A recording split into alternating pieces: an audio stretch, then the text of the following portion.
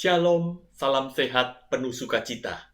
Perkenalkan, nama saya Tony Widiono dari Makassar, Sulawesi Selatan. Renungan LD kali ini diambil dari Markus 7 ayat 1 sampai 13 dengan tema aturan lahiriah versus kehendak Tuhan. Mulai bangun tidur hingga tidur lagi, kita mempunyai banyak sekali kesibukan. Ada yang bekerja, ada yang belajar, dan hal-hal yang lain. Seluruh hari dihabiskan untuk menjalani rutinitas harian.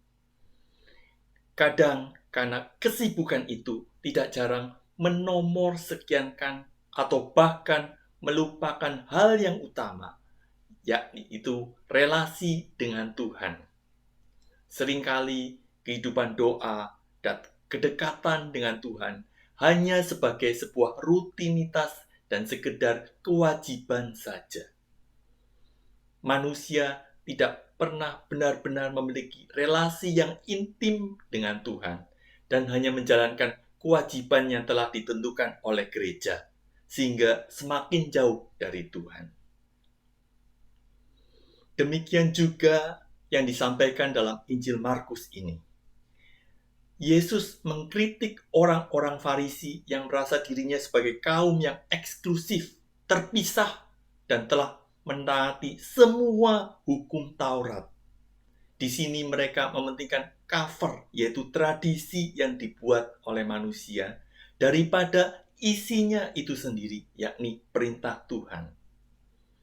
Bukan karena tradisi itu tidak baik, namun cara mereka memahaminya yang tidak baik. Mereka hanya melakukan tradisi supaya dinilai baik oleh orang lain. Itulah yang dikritik oleh Yesus. Mereka menomorsatukan tradisi demi image dan menomorsekiankan Tuhan. Apakah tradisi mencuci tangan sebelum makan itu tidak baik? Itu baik adanya.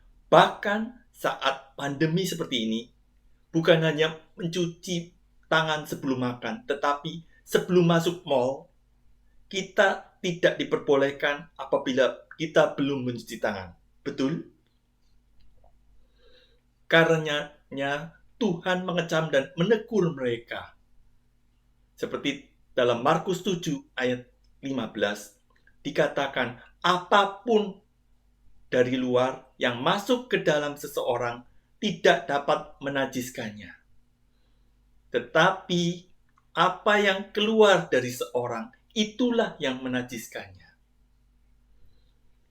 Injil ini mengingatkan saya untuk berubah dan bertobat. Kembali mengarahkan hidup hanya kepada Tuhan. Saudara dan saya dapat melakukannya dengan cara yang sederhana, yaitu dengan cara selalu mengajak dan mengikutsertakan Tuhan dalam segala aktivitas kita. Dan kita dapat memulainya dengan cara yang yaitu berdoa sebelum melakukan aktivitas. Misalnya, memohon berkat Tuhan pada saat bangun pagi, mengucap syukur atas hari baru, nafas kehidupan baru yang masih diberikan setiap pagi. Saat akan berangkat bekerja, memohon perlindungan Tuhan melalui malaikat Mikael, malaikat Rafael, dan malaikat Gabriel, supaya melindungi kita ke tempat kerja. Saat mau ke sekolah atau mau pergi kuliah, mintalah penyertaan Tuhan supaya kita memohon bimbingan Roh Kudus supaya kita bisa memahami semua pelajaran yang disampaikan guru atau dosen. Dan tentunya dalam kegiatan-kegiatan lain. Dengan cara yang sederhana seperti ini, kita sudah menjadikan Tuhan sebagai nomor satu dalam hidup kita. Sehingga selalu menjaga pikiran, sikap hati, dan perbuatan sesuai dengan Filipi 4 ayat 8.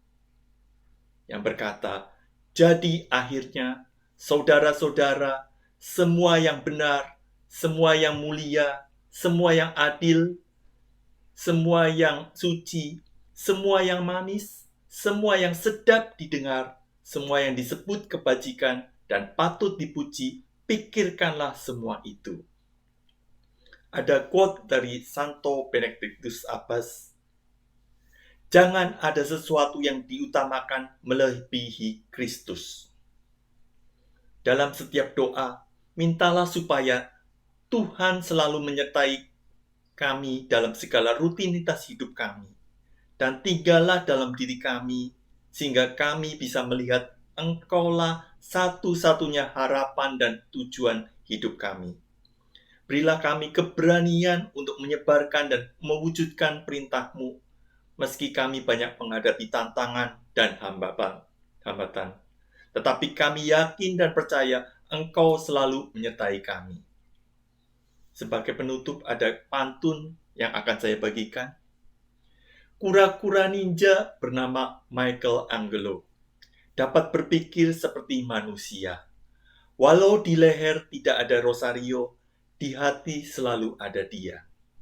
Terima kasih, berkah dalam.